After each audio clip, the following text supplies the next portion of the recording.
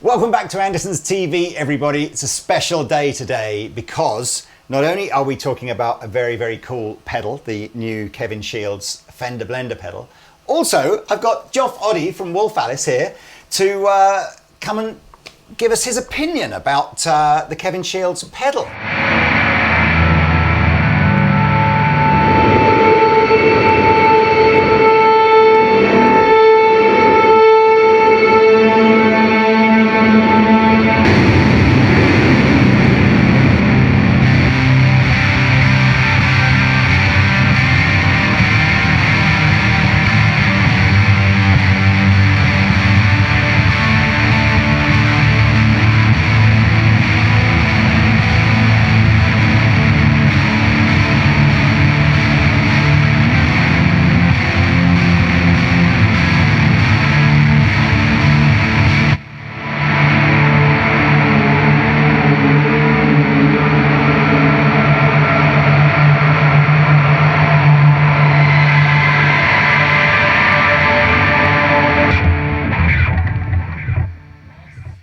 So welcome to Andertons. It's lovely to see you. Thank you very much. It's wonderful to be back in sunny Guildford. Yes, indeed. A sort of a stomping ground of the bands a few years ago. But yeah, it's good to see you back. Thank you very much. Thank you very much. Now, we should talk about... I'm glad you're here. Because, as I said to you before, My Bloody Valentine probably never really came up on my listening sort of radar as a teenager in the 80s. Mm-hmm. And whilst I've enjoyed going back and listening to the sort of Loveless stuff as part of sort of understanding who Kevin is and how he influenced different people, you on the other hand took a lot more away from his guitar playing and influenced you much more and inspired you much more. So tell me why you think Kevin was such an important part of that movement. So I think, we have for a long progression into from the kind of 60s into the 70s, but then really accelerating to its kind of ultimate peak in the 80s of kind of technique-led guitar players and people that are trying to push the boundaries of what you can do with your hands, how many notes you can play, all that kind of, the Eddie Van Halen, the introduction of kind of chromatic notes within stuff to kind of play faster and do stuff. His, that crazy, what the dive bomb stuff, all of that. But then I think in the kind of late 80s, early 90s, you kind of had a reaction against that. And Kevin Shields was a really good example of someone, I think, that went, okay, I'm going to turn this on its head and I'm going to try and push things as opposed to technically based stuff. I'm going to see what sonically I can do and how far I can push the guitar and what other kind of, what textures, what timbres I can create using this stringed instrument. Because when you listen to those, records, there are things there that you go, what are they? And unless someone maybe said, that's a guitar player, definitely at the time people have gone, what is this? So I think he was hugely influential in kind of flipping that narrative on its head and kind of opening up guitar playing to a different sonic space. 100%. It's almost like I was thinking earlier, in terms of art, he's Jackson Pollock. Do you know what I mean? He's not going, I'm going to play this riff perfectly. I'm going to, it's got a flattened ninth in the scale, and it's, he's going, this is expressive. I love that analogy, and I was thinking the same yesterday listening to this stuff. There's art where the aim is to paint or draw something that looks as exactly like the subject matter as you possibly can, and there's completely expressive art. So let's look at this. The backstory to the Blender is it was a pedal that Kevin had picked up. The original, we'll put one on screen now, but the original Fender Blender was a much simpler fuzz pedal that came out many years ago, and Kevin had one. There's been different variants of it over the years with all the usual folklore that goes around pedals as to which one was the best, even though they all had the same knobs on it. And then when Fender approached Kevin, they kind of went, look, is there anything you want to do? And he said, I've got this idea. I'd quite like to do a version of the Blender, but I want this and this and this and this on it. And so something a bit more sophisticated came out. Could you just sort of take us through in its heart what the sort of the 4 buttons are doing and the 8 different knobs and also how we've set it up today? Yeah, sure. So I see this as essentially a fuzz pedal with 4 different additional components that you can kind of mix and match or just have on individually to colour that fuzz tone that's going on. So it's pretty versatile. It's got some really, as you would expect from Kevin, really odd kind of features that I think you can get some really cool sounds with. So you bypass your typical fuzz pedal within this box is controlled by the 4 knobs on the right hand side. So you've got a volume, a blend, which blends the blender, the dry signal and the fuzz signal. And then you've got a typical tone sustain, but sustain in fuzz world means drive. Yeah. And that confused me at first because the on-off button for it is on the far left-hand side and the 4 controls for the fuzz are on the far right-hand side. It does take a minute to get used to the kind of configuration of the whole box. But this is relatively, this will be the original, the bit they've taken, I guess, from the original Blender. That's circuit. The meat. That's the meat and 2 veg of the pedal. Should we get a little? Let's have a little listen to that then, just to play. So our dry tone is an American Ultra Jazzmaster, so it's a sort of slightly modern twist on the Jazzmaster. Mainly, I think we like the bridge, right, on the compared to the nice stable bridge. Into the pedal, into the Fender Blender pedal, into a reverb and delay pedal that are on the floor, into a twin. Ready?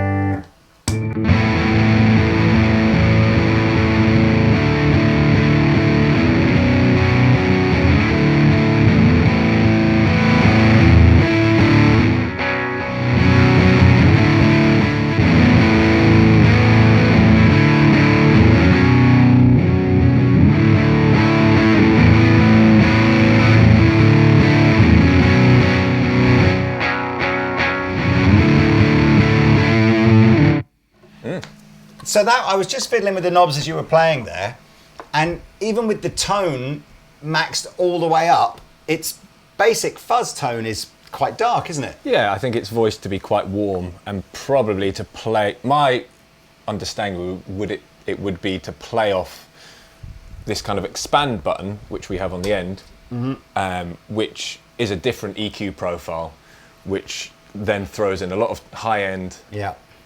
I believe a bit of a volume bump. I don't know, do we want to have a little? Yeah. So just as a normal mode.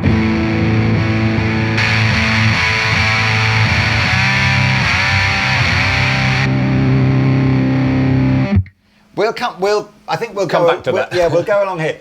I was quite interested. I mean, obviously your experience of putting these kinds of soundscapes together, either recorded or live, is vastly more experienced than mine. But you were saying that it wouldn't be uncommon to get those big spatial sounds of actually having a heavily panned, quite dark fuzz sound, with then a separately tracked kind of more central or similarly panned, but like a separately tracked bright. Oh, of course. So I think, if you're going for a really wide, huge wide fuzz sound, a little bit like, I think Smashing Pumpkins maybe perfected it. In having a kind of surround sound, HD fuzz sound, one would typically, I have done in the past, a couple of really warm sounds, kind of bottomy, low mid, off in either side, and then you can also throw some more high-endy things either in the middle or a couple more stereo there, and you get this huge, wide fuzz sound, and importantly, it removes all the cymbals, which is great. And you can kind of see. I've not looked into what people suggest that an original Fender Blender circuit is sort of based around, but it's feeling much more like a Big Muffy wall of fuzz kind of vibe. Absolutely. Don't think we're going anywhere near fuzz faces or tone benders or anything. It's kind of reminiscent a little bit for me, purely the kind of baseline fuzz sound of, a kind of Sabbathy kind of. Thick, warm. Yeah, that kind of. Go on.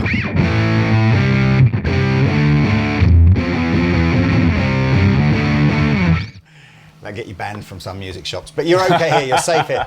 So the next button along is the Octave Button, And again, we haven't quite worked out why the Octave button doesn't just switch, have no light to be off and a light to be on. So perhaps that's explained deep in a manual and we haven't found it. But it goes between red and white. So red is your dark Fender tone, and then when the light is white, you get this octave kind of vibe, which is a separate, you've then got another fuzz octave set of controls over here. And importantly, we bypassed the volume knob. Right. So the volume knob is redundant now in the normal fuzz circuit, but now we're controlling the volumes of a separate, your standard fuzz channel, and then your octave, so you can have a blend, more blending. I like it. Well, you play Multiple and I'll blenders. fiddle. Yes.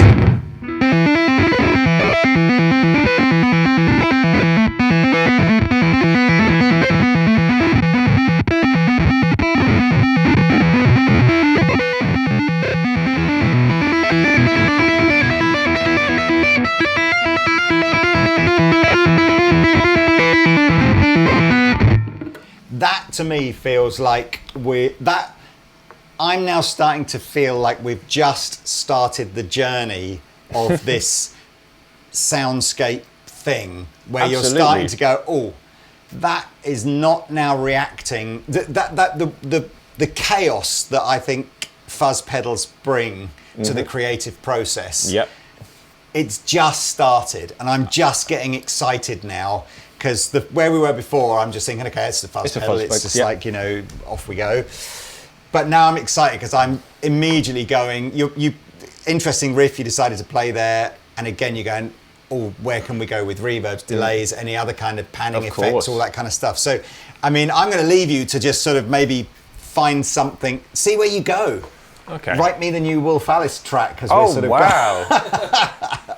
No small ask. See, I love that, but that's how I feel the creative process happens with this kind of pedal. Look, this is a very esoteric box, and Shields is that kind of player, and for me, the thing that I find interesting about this octave circuit is that it's not a POG. Yeah. It tracks differently, and it jumps around. Yeah. So when I was kind of doing this stuff. So those two notes hammer on. How many notes did you hear in that? Do you know what I mean? That was, like you say, but and it reacts that's the chaos. Differently. Exactly. So what's triggering that? Is that just sensitivity or just? I have absolutely no idea, but it sounds great. Yeah. Which is the point. Yeah. That's that's the joy. So I really feel like I just want to hear that with just some big reverb or something on there. So let's kind of... Isn't that brilliant as well? And even just that, right? So many guitar players of that era, I think, made iconic... if you stripped all the pedals and all the effects away, you'd just see a guitar player going... do, do, do, do. It's like that. But it's like, but all of a sudden something mental comes out of it that's awesome, Yeah, no, completely. I mean, even just...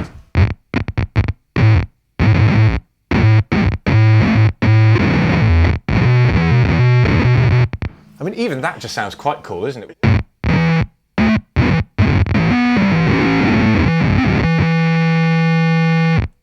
Just the way those notes are oscillating off each other and things are triggering other things, and it's just interesting. Yeah, I mean, it is just a very, very, very interesting box. And then, I don't know, let's just put maybe a shimmer on. So throw some more pitch stuff in there, and then we've got...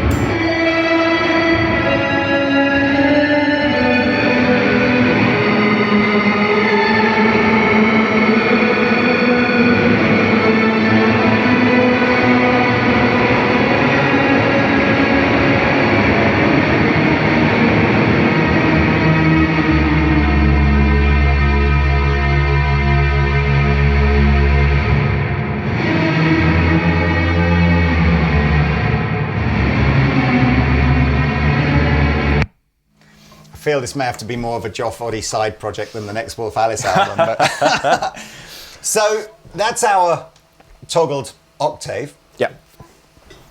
Next we're into this thing called sag. So as far as I understand it, sag, right, is the mimicking of the underpowering of a device and the effect that that has on it.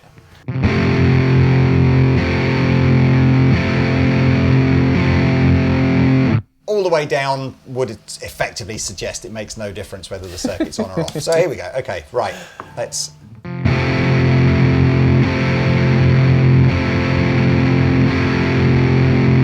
So we're triggering, so we've got a little LED there that's kind of showing some sensitivity. So we got an idea that the threshold of it is being hit, yeah, I think. and the way you're playing, we're not really getting much for 6 or 7. Okay, and let's see what the sound...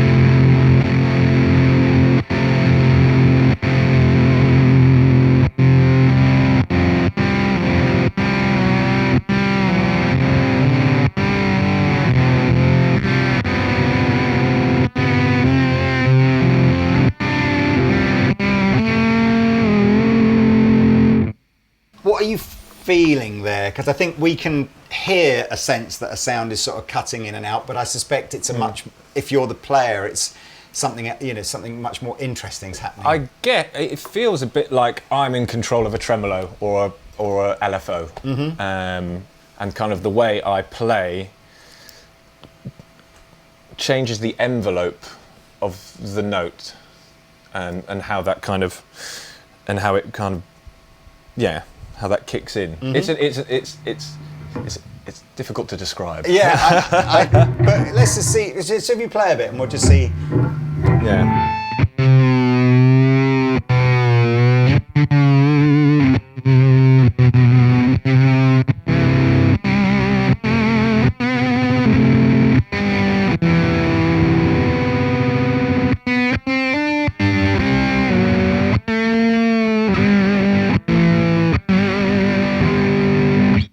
Kind of get a backwards effect. Yeah, and it feels like it still feels like it wants some brightness here. So I sort of... Are we heading to expand? Yeah, I think it's either that or we throw the octave in, but I think it's... let's do a bit of both. We'll try the sag effect without the expand and just in its octave mode and see what happens here.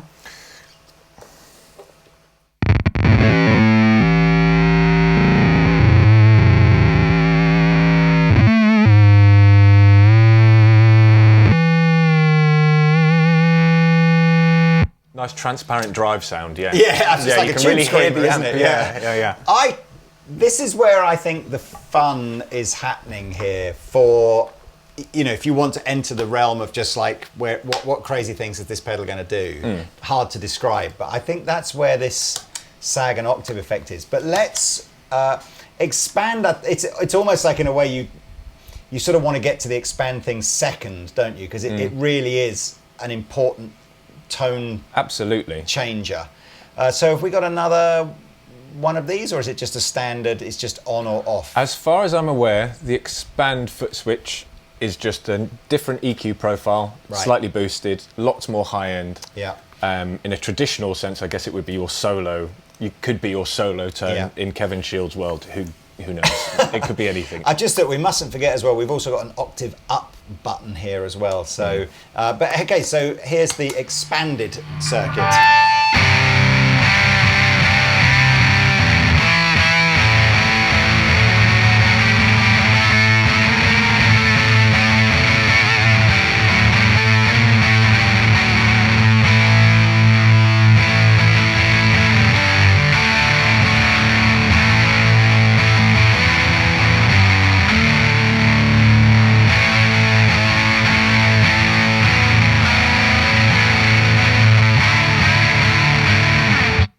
That's my favourite sound of the whole pedal. Me too. And also, again, you'll have to confirm here because my listening of My Bloody Valentine is pretty limited. But it's also the one that I relate most to what I think I've heard him playing. Yeah, I mean, there's a couple. I mean, look, My Bloody Valentine. If you were to take the multi-tracks off, you would be in a forest of guitar tones. Do you know what I mean? Yeah, I think so. I think this expanded sound. There are a number of times when he drops it in. There's a song called Soon, which is the last song on Loveless, their kind of groundbreaking record, where the most glorious, drier guitar sound comes in. And it always, sends shivers up my spine. And I kind of consider it to be one of the greatest fuzz tones ever. And this is very reminiscent of that. It's a lot more present. It's less ethereal. It's very much here's a guitar sound, it's big. We're doing the typical you know, whale noisy kind of thing in, and it just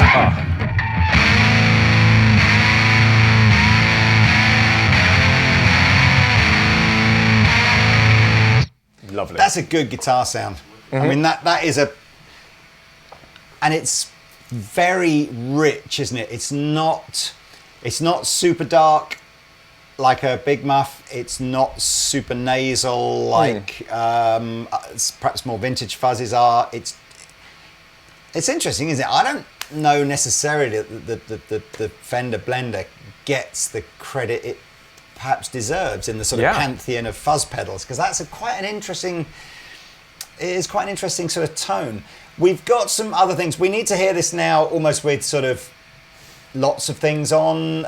So let's isolate this octave thing. So what happens if we put the octave up as well on?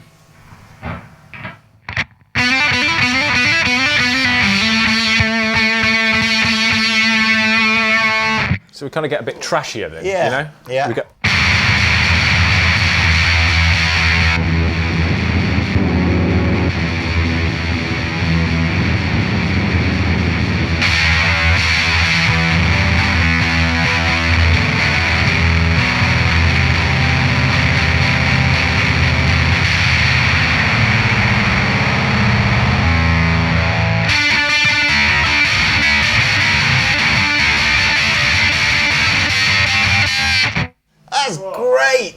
What was the riff you were playing there? It sounded like something out of Lock, Stock and... Or is it... This? Oh, well, I was playing a Stooges riff to begin with, yeah. Is that from the soundtrack of the... It is, is it Snatch or is it Lock, Stock? I Want to Be Your Dog, yeah. Yes.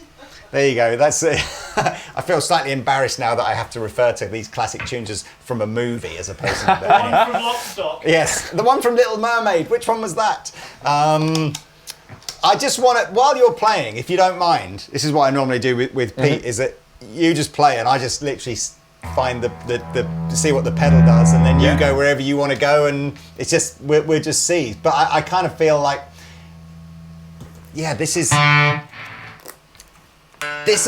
in a nutshell the difference between an overdrive and a distortion pedal and a fuzz pedal.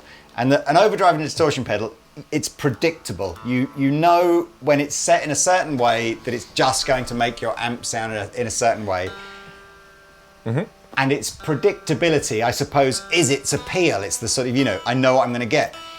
And this fuzz, and it's taking it to a whole new level with all these knobs and buttons on it, is just this like, I have no idea what's going to happen here. And this is half the fun, or all the fun. So this is everything on now, and lots of controls turned up quite high as well. So let's just. So this is everything on. I'll play some single notes and then some chords and see what happens. See where it goes. So yeah.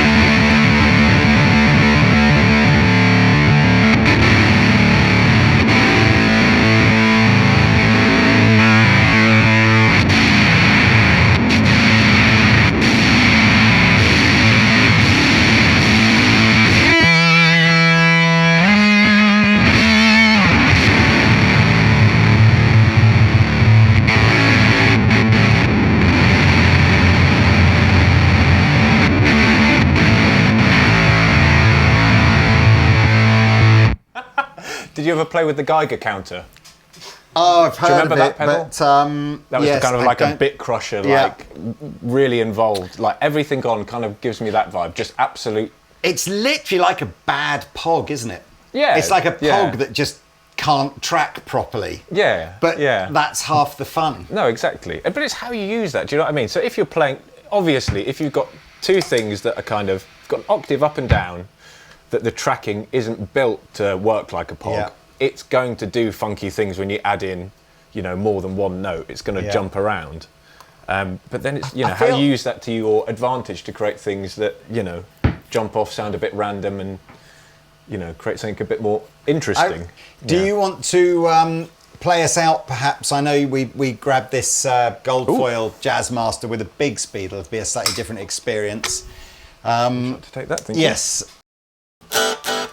Sounds different already. Not even heard, you know, just acoustically it sounds so different. I know, this is very interesting, isn't it? Yeah, we've got a big speed, obviously, tremolo arm mounted on the top rather than kind of, you know, inside a hole, and very, very different tremolo setup as well. So, I mean, just interesting what... It's a bit spankier.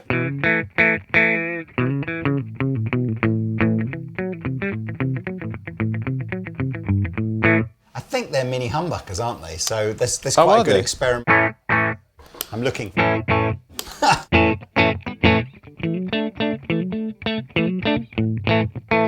Ready?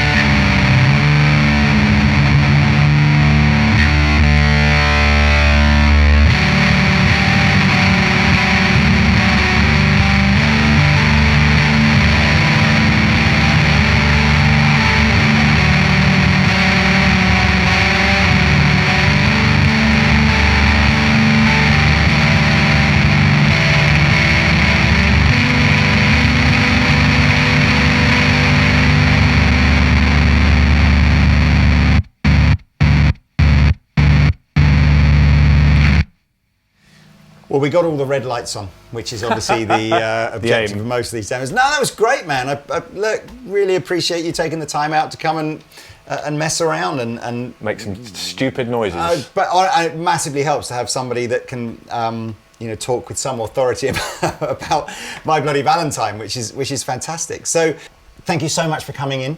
I think it's made a massive difference to the demo to have someone that obviously is a, you know, Kevin Shields fan and aficionado and all that kind of, in a way that, you know, I certainly can't profess to be. I would love to invite you back sometime in the future to talk more Wolf Alice stuff, if that's okay. Yeah, that would be great, of course. Will you bring your enormous pedal board with you? I will. Good man, good man. All right, well look, as I said earlier in the video, it's a slightly odd video for Andertons, this one, because we're telling you about something after we've sold them all. If you're lucky enough to have one, love you to comment below what you know, what have you managed to get out of it. If you have watched this video and, you know, regret deeply missing out on getting one, I guess, you know, eBay and Reverb will be your friend, and the price probably less so. But yeah, well done Fender, and well done Kevin, and thank you again Joff for coming in and taking us through it. Thank you very much. All right, and thank you for watching. Please like and subscribe, and we'll see you another time.